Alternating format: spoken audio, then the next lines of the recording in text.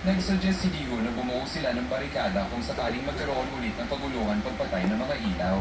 Pinuntahan sila ni Dokso at pinantahan ngunit tinanong lang siya ni Dihon kung mapagkakatiwalaan nga ba ang siyam na lalaki sa kanyang grupo. Kaya naman ay nagkaroon ng konting kaba si Dokso na naging dahilan upang utusan niya ang kanyang mga tauhan na huwag nang ituloy ang riot mamayang gabi. Hinanap niya si Byung-gi ngunit sinabi ng kanyang tauhan na kanina pa daw ito hindi bumabalik matapos mag-CR. Nang pinatulog na ang mga worker ay palihim na dumiretso sila 28 at Junho sa sikretong kwarto kasama si Byung-gi. Sa dani sinabi ni 28 kay Junho na kapag umabsent ulit siya ay tatanggalin na siya sa kanilang modus. Nag-uumpisa na si Byung-gi sa kanyang trabaho nang dumating ang dalawa kung saan sinabihan sila na maghanda ng sumisid ng mga bida sa pagbabantay sa isa't isa habang si Dokso naman ay kabado pa rin at hinahanap si Byung-gi.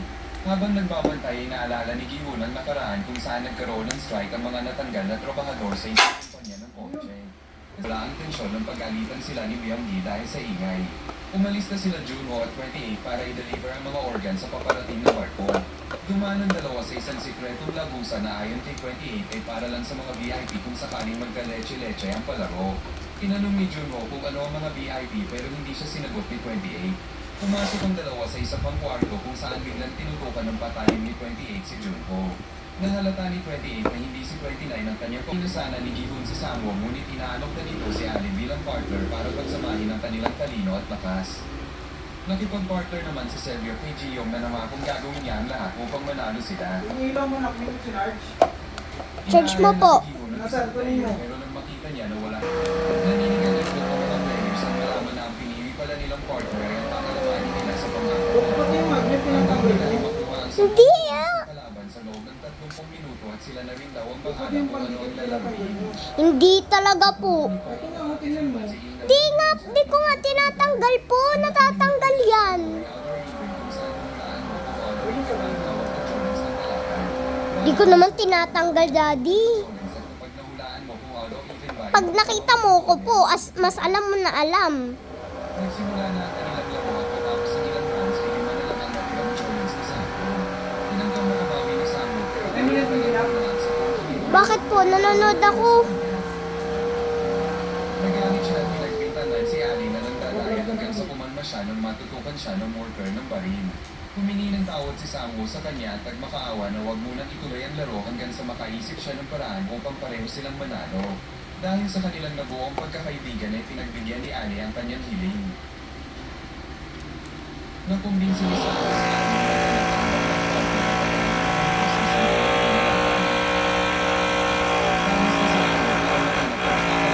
Ali ni Sampo na delikadong hawak-hawak lang niya ang pouch ng Jolens. Kinuha niya ang pouch ni Ali at tinago sa ilalim ng jacket habang gumagawa siya ng or evenly na natiling laro ng player 278. Sa unang round ay nanalo agad si 278 at nakuha ang dalawang Jolens ni Dokso. Nainis si Dokso nang makita kung gaano kasaya ang kanyang kalaban. Lumipas ang ilang rounds ay lima na lang ang natirang Jolens ni Dokso. Kaya naman ay nag-request siya sa kalaban na palitan ng laro ngunit tumanggi ito. Nag-request siya sa worker na naka-assign sa kanila at pinayagan naman siya nito. Ang napiling laro ni Dokso ay i-shoot ang Wolen sa butas at kapag nagawa mo ito ay makukuha mo ang lahat ng Jolens na wala sa butas. Matapos ang ilang pag-shoot ay naipasok na rin ni Dokso ang Wolen sa butas at masayang nabawi ang anim ng mga Jolens. Lumipas ang ilang pagbato ay isang Wolen na lang ang natira sa dalawa. Sinut ni Dokso ang panghuli niyang Wolen pero hindi ito pumasok. Sinut ni 278 ang huli niyang Wolen at inakala niyang papasok ito ng aksidenteng natulak pa nito ang Wolen ni Dokso papasok sa butas. Naninigan pa niyang itlog habang abot langit naman ang tuwa ni Dokso. Bago pa siya mabaril ng worker ay bigla siyang tumakbo pero sa huli ay nabaril pa rin siya ng mga worker. Na-distract si Ali sa putok ng mga baril kaya naman ay nagkaroon ng pagkakataon sa Samwoo upang i-switch ang kanilang pouch. Nagawa na rin niya ang pangsabit at agad ay sinuot ito kay Ali. Inalog-alog niya ang pouch at naramdaman na kumpleto pa ang kanyang 19 na Jolens. Sa huli ay nagpatuloy na siya para maghanap ng makakalaban na team. Habang naghahanap si Ali ay na-reveal na pinagpalit niya ni Samwoo ang mga pouch at nasa kanya na ngayon ang lahat ng mga Jolens nilang dalawa. Agad niyang sinabi sa worker na nakumpleto na niya ang laro. Pumalit na si Ali at nang makita niyang paalis na si Samwoo ay tsaka lang niya na-realize na puro bato lang ang laman ng kanyang pouch. Sa huli ay tinapos na ng worker ang buhay ng kawawang si Ali. Samantala nagkaroon ng mahaba at tayimtim na usapan sila Cedric at Giyong.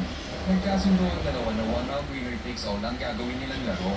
Pero dahil mahaba pa ang oras ay pinagpatuloy na muna nila ang kanilang mahaba at tayimtim na usapan. Nagpatuloy ang kanilang usapan patungkol sa mahaba at may itim na longgadog. Sa wakas ay naglaro na ang dalawa kung saan ibabato nila ang holen malapit sa pader at ang pinakamalapit ay ang siyang magwawagi. Unang bumato si Cedric at ang si Giyong na ang magbabato ay nilaglag lang niya ito.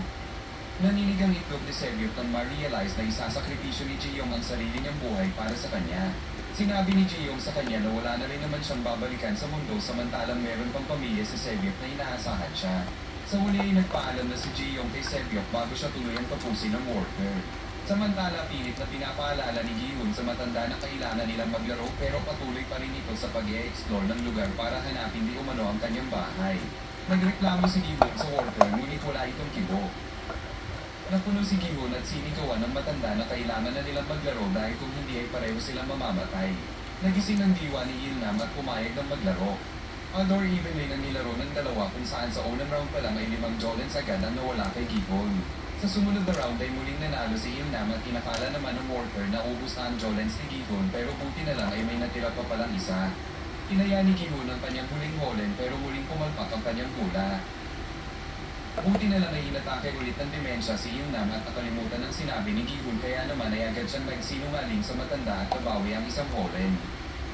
Nag-take advantage si Gihun sa demensya ng matanda para mabawi ang kanyang mga Jolens. Sa huling round ay nanalo si Gihun at inakala niya na ubus na ang holen ng matanda ngunit may isa pa palang natira.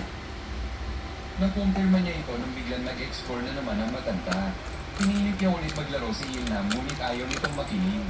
Sa kagustuhan makuha ang huling holen ay nagmakaawa na si Gihun sa matanda. Inamin ni Ilnam na kanina pa pala niya alam na dinadaya siya ni Gihun. Nakonsensya at naiyak si Gihun sa kanyang mga ginawa pero gayon pa man ay binigay pa rin ni Ilnam sa kanya ang huling holen. Sinabi ng matanda na sila ay ganbo. Matalik na magkaibigan, nagtutulungan at nag-share ng blessing sa isa't isa. Patuloy na umiyak si Gihun hanggang sa maubos na ang oras ng laro. Sa huling eksena ay sinabi ni Ilnam kay Gihun ang kanyang pangalan bago siya tuluyang tapusin ng worker. Nagsimula ang episode kay Frontman na inutusan ng kanyang tauhan na hanapin ang impostor ni number 39 dahil paparating na daw ang mga VIP. Nagulat ang mga players na makita na buhay pa si Nino. Ayon sa kanya ay binigyan daw siya ng management ng pass dahil wala siyang naging partner. Nagalit si Dokso dahil buhay pa ang babaeng may galit sa kanya. Habang naglalakad ay naramdaman ni Frontman ang presensya ni Junho. Bago pa niya mahanap si Junho ay tumawag sa kanya ang kanyang tauhan na sinabing may natagpuan silang katawan na palutang-lutang sa dagat. Pinuntahan niya ang lugar at natuklasan ang bangkay ng totoong number 29. Napulot rin nila ang ID ng impostor na si Junho at nanginig naman ang itlog ni Frontman nang makita ito. Dumating na ang mga VIP at sinabi naman ito ni Frontman sa host ang taong nagpapatakbo ng buong palaro. Sinalubong ni Frontman ng mga VIP at sinabing hindi muna dadalo si host dahil meron itong malubhang sakit. Nagpatuloy na sila sa venue at ang buong kaganapang ito ay nasaksihan ni Junho. Balik sa kwarto ay patuloy na nagkakainisan ng dalawang nagano. Sila Ginho naman ay malungkot dahil sa resulta ng nakaraang laro. Pati na rin si player 69 na nakapartner ang kanyang sariling asawa sa laro. Nagwala at nagmakaawa si 69 sa kanila na bumoto ulit para itigil ang palaro pero sinabi ni Samuel na masasayang lang ang buhay ng mga namatay na players. Kinagabihan ay hindi na kinaya ni 69 ang depresyon at nakaisip ng masamang ideya. Sa venue ay nakita ng VIP na si Panther ang pagtapos ni 69 sa sarili niyang buhay. Nagalit ito dahil tinayaan pala niya si 69 ng 50 million pesos. Samantala sa pilitang kinuha ni Junho ang disguise ng waiter at nagtago ng camera upang ma-record ang buong kaganapan sa lugar.